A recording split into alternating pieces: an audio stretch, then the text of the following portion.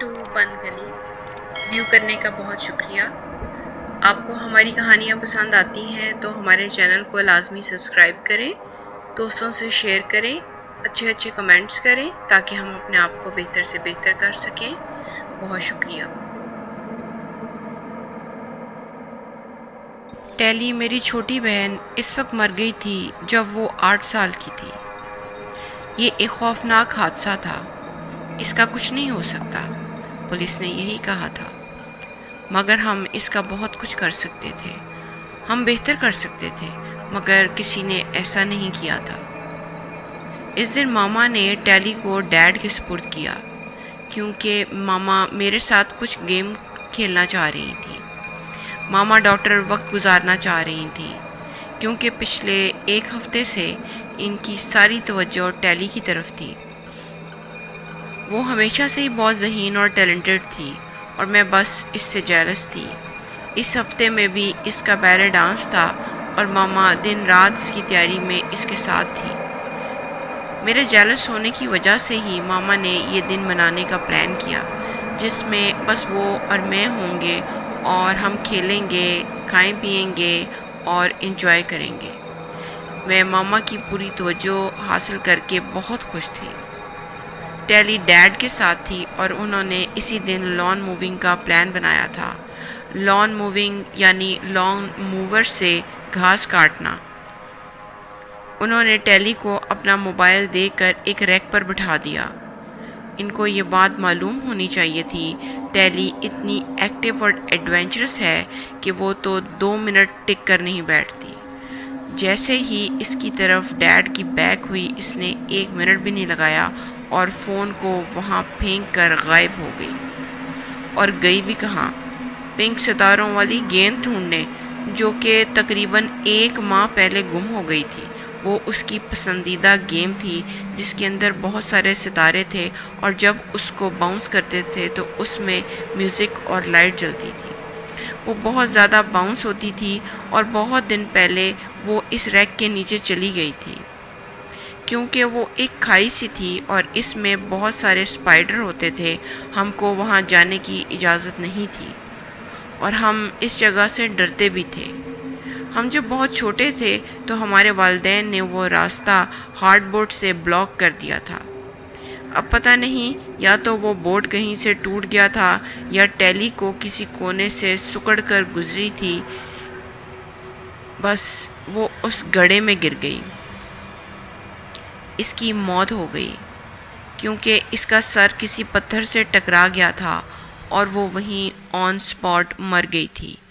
یہ بات مجھے بچپن میں بتائی گئی، مگر جب میں بڑی ہوئی تو مجھے پتہ لگا کہ مرنے سے پہلے کم از کم 5-7 منٹ اس نے مدد کے لیے اپنے چھوٹے سے وجود سے چیخ و پکار کی تھی، مگر ڈیڈ کے لان موور کے شور میں اس کی چیخ و پکار کسی نے نہیں سنی، نہ تو ڈیڈ نے اور نہ ہی میں نے اور ماما نے جو وہاں پاس ہی کھیل رہے تھے۔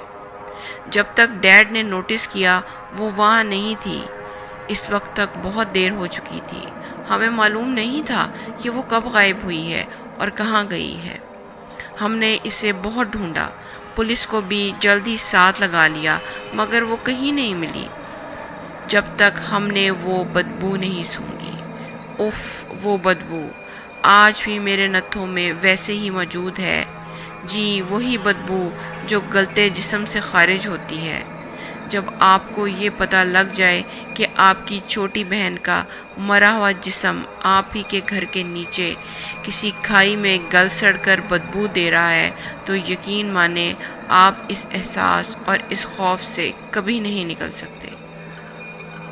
اس کی موت کے بہت سال بعد ہماری ایک چھتن پر ایک چوہا مر گیا اور اس کی بدبو سے ہم گھر سے باہر نکل گئے اور ٹیلی کو یاد کر کے بچوں کی طرح ہم سب بلک بلک کر روئے۔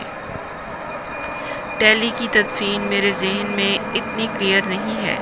میں نے اس حادثے کو قبول کبھی بھی نہیں کیا تھا، بس یہی لگتا تھا کہ وہ کسی لمحے میرے پاس بیٹھی میرے ساتھ کوئی گیم پلان کر رہی ہوگی۔ مجھے کسی نے تدفین سے پہلے اس کا چہرہ بھی نہیں دکھایا۔ میں اس کو اچھے طریقے سے گڈ بائی نہیں کر سکی، میں اس کی پیشانی نہیں چوم سکی، میں اس کو گلے نہیں لگا سکی، اور اس چیز کا مجھے بہت رنج ہے۔ مجھے اس لیے نہیں دکھایا کیونکہ مجھے یہی بتایا گیا تھا کہ اس کا جسم دیکھنے کے قابل نہیں تھا، وہ گل سڑ رہا تھا اور اس کے چہرے کے اوپر بہت سارے اسپائڈرز اور اس کی جلد کے اندر بہت سارے کیڑے تھے۔ میں اس واقعے سے ہل گئی۔ آپ کو پتہ بھی نہیں ہوتا آپ کی زندگی میں کیسا تجربہ آنے والا ہے۔ اتنی پرانی بات ہے مگر میں آج تک نہیں بھولتی، میں آج تک گڈ بائی کہنے میں بہت بری ہوں۔ اس ہولناک واقعے کے بعد میرے پیرنٹس الگ نہیں ہوئے، یہ بڑی حیرانی کی بات تھی۔ وہ شاید مجھے پروٹیکٹ کرنا چاہتے تھے کیونکہ میرا بچپن تو تقریباً برباد ہو گیا تھا۔ میرے پیرنٹس بالکل ویسے نہیں رہے تھے جیسے کہ پیرنٹس ہوتے ہیں۔ میرے پیرنٹس زیادہ پینے لگے تھے اور نفسیاتی ڈاکٹروں سے علاج کروانے لگے تھے۔ اتنے نفسیاتی ڈاکٹروں کے پاس گئے کہ میں نے تو اب لسٹ بھی بنانا چھوڑ دی۔ میں بھی بہت مشکل سے اس ٹراما سے نکلی تھی، میں نے بھی بہت سٹنگز کی تھیں اور بہت سے نفسیاتی ڈاکٹروں کے پاس گئی تھی۔ حد تو یہ کہ میرے والدین نے وہ گھر بھی نہیں چھوڑا۔ مجھے اس چیز کی سخت اذیت اور تکلیف تھی، کم از کم وہ گھر تو چھوڑ دیتے۔ اندر باہر آتے جاتے ہر چیز تکلیف دیتی تھی، مگر میں جتنی جلد ہو سکے میں نے وہ گھر چھوڑ دیا، میں انڈیپینڈنٹ ہو گئی۔ یہ نہیں کہ مجھے اپنے والدین سے محبت نہیں تھی، بلکہ یہ کہ مجھے اس گھر سے شدید وحشت ہوتی تھی جو پکار پکار کر کہتا تھا کہ میں نے اپنی چھوٹی بہن کو قتل کیا ہے، حالانکہ میں نے اس کو قتل نہیں کیا تھا۔ میں کیسے اس کو خود قتل کر سکتی تھی؟ مگر یہ کہ میں اس سے جیلس تھی اور اپسیٹ تھی۔ ماما نے سب کچھ چھوڑ چھاڑ کر میری طرف توجہ دی۔ ہم پاس ہی کھیل رہے تھے، ہمیں کیوں نہیں پتہ چلا وہ وہاں سے جا رہی ہے؟ اگر میں اتنی خود غرض نہ ہوتی تو ایسا نہ ہوتا۔ خیر، میں نے اس کی موت کا الزام ہر ایک پر لگایا۔ ڈیڈ پر، ان کو کیوں نہیں پتہ چلا؟ ماما پر، انہوں نے کیوں نہیں توجہ دی؟ پولیس والوں پر، ان کو کیوں نہیں پتہ چلا؟ انہوں نے کیوں نہیں اس کو جلد ڈھونڈا؟ اور اپنی بے وقوف بہن پر کہ وہ جانتی تھی کہ اس جگہ پہ نہیں جانا تو وہ چمکدار بال لینے وہاں پہ کیوں چلی گئی؟ یہ تو ساری بیک گراؤنڈ کہانی تھی، مگر اب میں آپ کو بتاتی ہوں کہ کیسے وہ میری بہن واپس آ گئی اور میری اس سے ملاقات کیسے اور کہاں اور کن حالات میں ہوئی، اور کیسے میں نے اس کو گلے لگایا، اور کیسے میں نے اس کو پیار کیا، اور کیسے میں نے اس کو بتایا کہ مجھے اس سے کتنی محبت ہے۔ یہ سب کچھ کیسے ہوا، اس کے لیے آپ کو دوسری قسط کا انتظار کرنا پڑے گا۔